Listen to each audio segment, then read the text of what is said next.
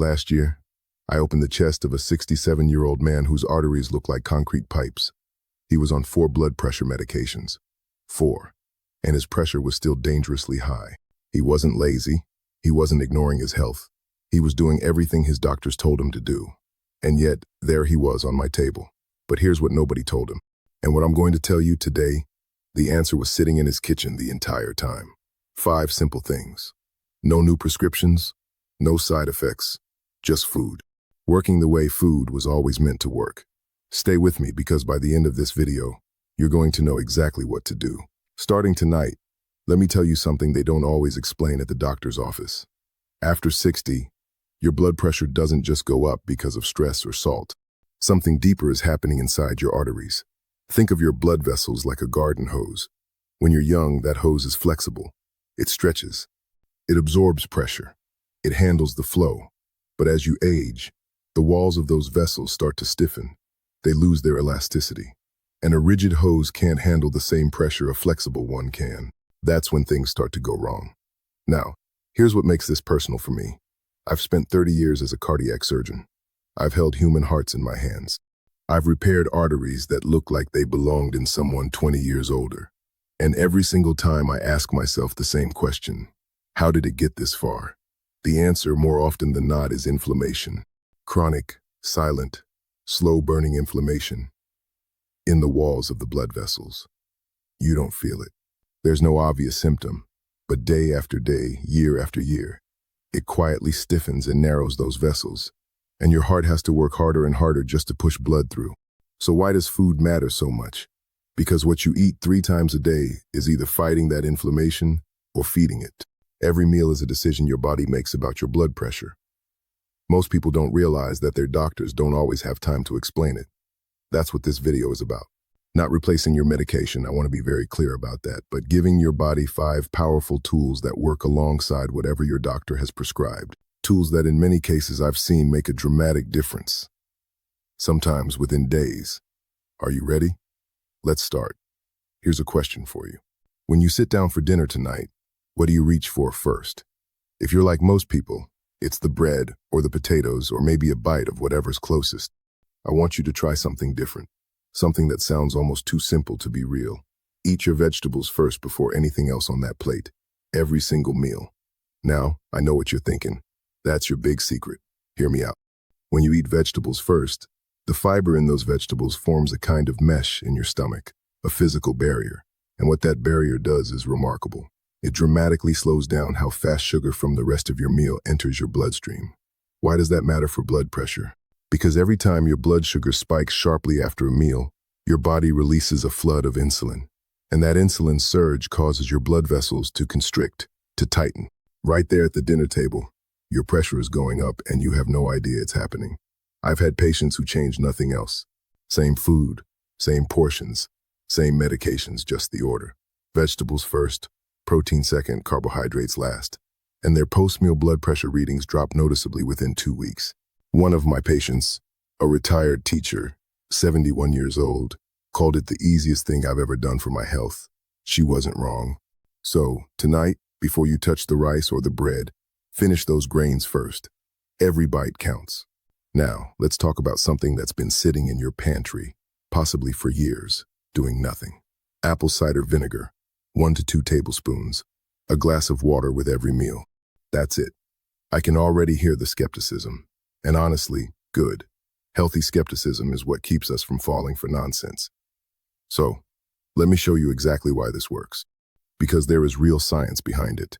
The active ingredient in apple cider vinegar is acetic acid, and acetic acid does 2 very important things for your blood pressure. First, it improves insulin sensitivity. Remember those post-meal blood sugar spikes that squeeze your blood vessels? Acetic acid blunts that spike. It helps your cells respond to insulin more efficiently so your body doesn't have to release as much of it. Less insulin, less constriction, lower pressure.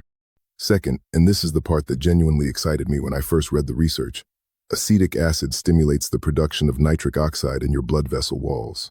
Nitric oxide is your body's natural vasodilator. It tells your arteries to relax and open up. It's essentially doing what an entire class of blood pressure medications tries to do naturally for about 3 a bottle.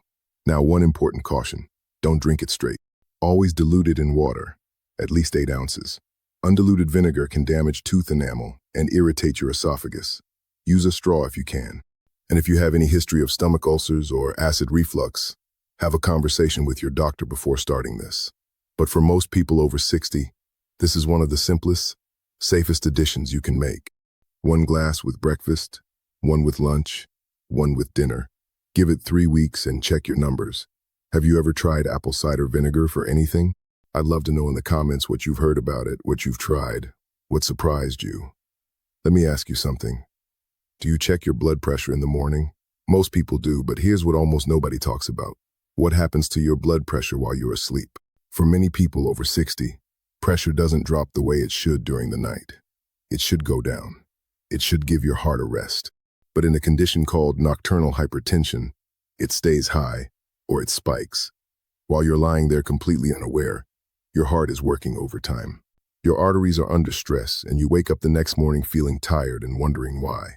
Nocturnal hypertension is one of the most underdiagnosed and dangerous patterns I see. It's linked to a significantly higher risk of stroke and heart attack. And the troubling part is this: your regular daytime readings won't catch it. You can have perfectly acceptable morning numbers and still have a serious problem happening every single night. So, what do walnuts have to do with any of this? Quite a lot, actually. About 30 grams, roughly 14 halves, eaten 30 minutes before bed, has been shown in multiple studies to meaningfully reduce nighttime blood pressure. And here's why. Walnuts are one of the richest plant sources of alpha-linolenic acid, a plant-based omega-3 fatty acid. They also contain melatonin and a compound called larginine. Together, these work to relax blood vessel walls, reduce vascular inflammation, and support that natural nighttime pressure drop your body is supposed to make. Think of it as a gentle signal to your cardiovascular system. It's time to rest. Stand down. 30 g, 14 halves, 30 minutes before bed. Write that down. It's one of the simplest things I recommend, and one of the most consistently effective. Now I want to tell you about a flower. A deep red flower used in traditional medicine across Africa, Latin America, and the Middle East for centuries, and that modern cardiology has finally caught up with. Hibiscus tea, 3 cups a day. If you've never heard of hibiscus tea, you may know it by another name: sorrel, carcade, or simply red tea. It has a tart cranberry-like flavor, and it is remarkably powerful. Here's the science. Hibiscus flowers contain compounds called anthocyanins and organic acids, specifically hibiscus acids. And these compounds act on your blood vessels in a way that is strikingly similar to a class of prescription medications called ACE inhibitor. You may have heard of ACE inhibitors. They're among the most commonly prescribed blood pressure drugs in the world. What they do is block an enzyme that causes your blood vessels to constrict. Hibiscus does the same thing naturally without the cough that so many patients complain about as a side effect of the medication. A study published in the Journal of Nutrition found that drinking hibiscus tea daily reduced systolic blood pressure by an average of 7 points in adults with mildly elevated pressure. 7 points that is clinically significant. That is the kind of result that makes doctors take notice. 3 cups a day, hot or cold. No sugar, or very minimal sugar, because sugar will work against everything we're trying to do here. A small spoon of honey if you need it. That's perfectly fine. Now, one important note. If you are already taking ACE inhibitor medication, please talk to your doctor before adding hibiscus tea regularly, because combining a natural ACE inhibitor with the pharmaceutical one can push your pressure too low. That's not the goal. We want balance, not overcorrection. But for most people, this is a beautiful, simple, genuinely pleasurable habit. A warm cup of red tea in the morning, 1 in the afternoon, 1 in the evening.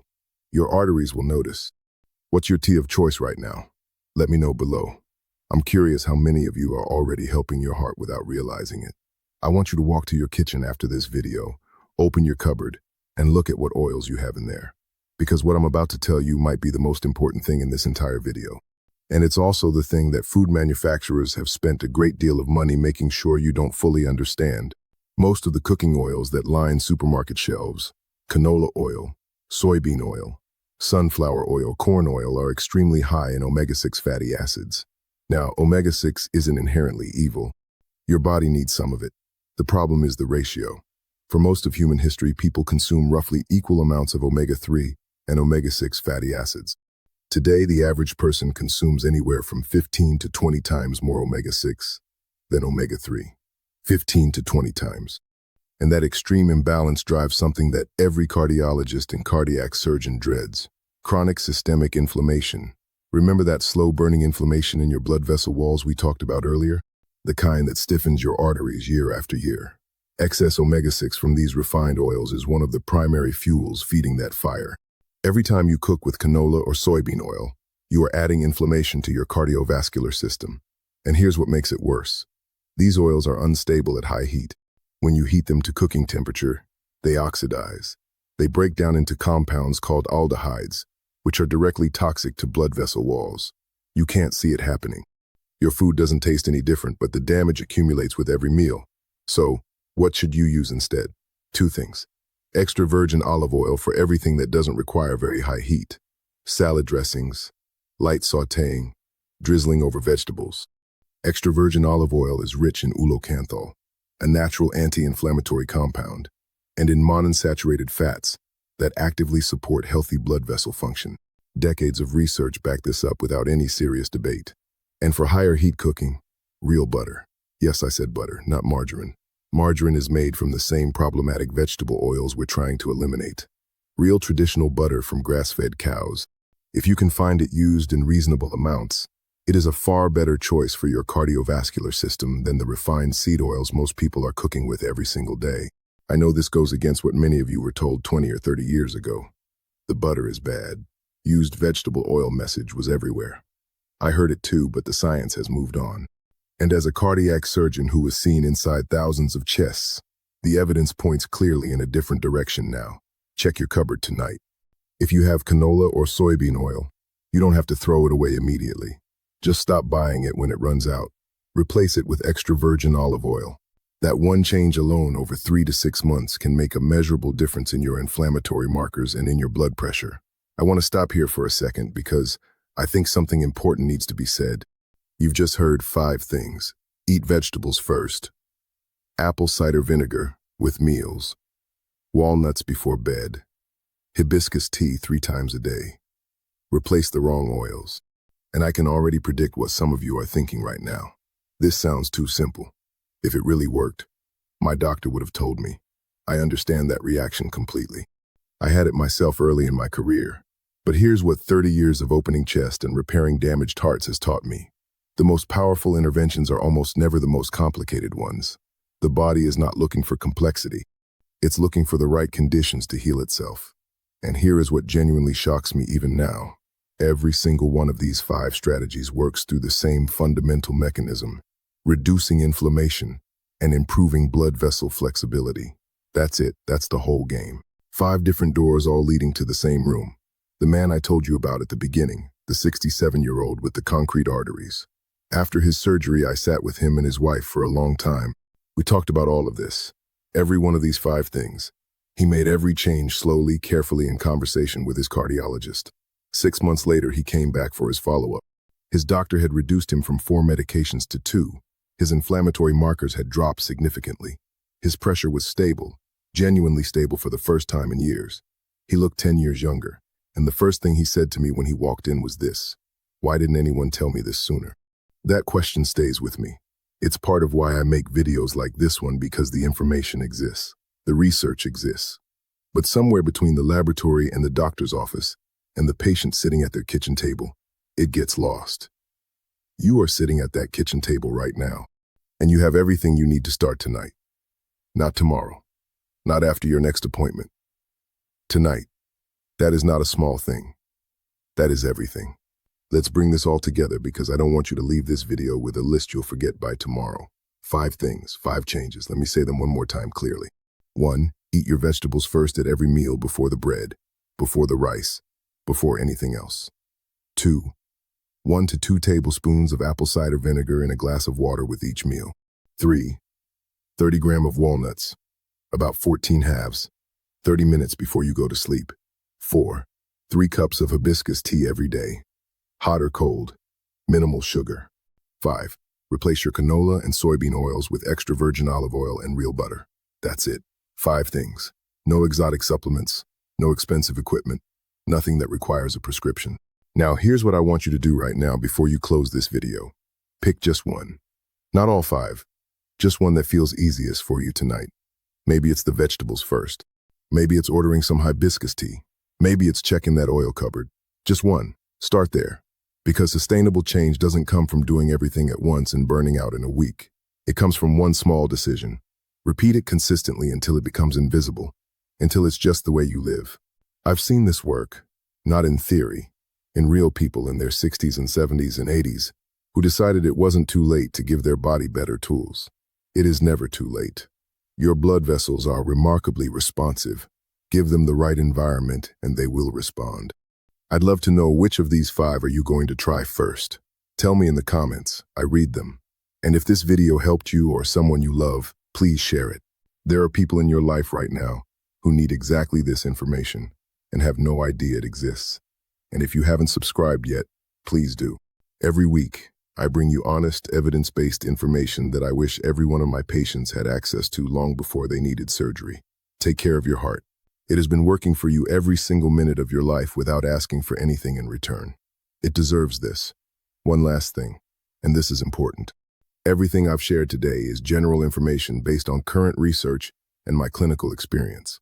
It is not a replacement for your personal medical care. Please do not stop or reduce any medication your doctor has prescribed without speaking to them first. Bring this information to your next appointment. Have the conversation. Your doctor is your partner in this, and these 5 strategies work best when they work alongside proper medical supervision.